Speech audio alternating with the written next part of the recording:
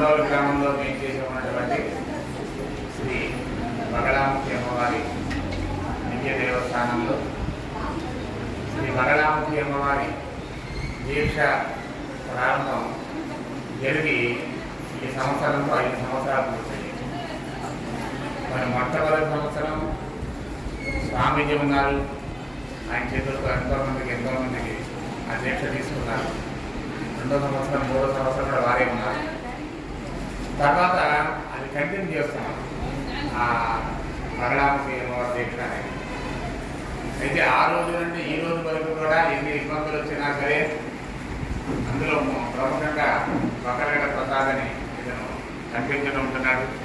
అలాగే తన తోడుగా రఘువంశీ అనే తెనాలి, అలాగే సుధీర్ గారు, ఈ ముగ్గురు కూడా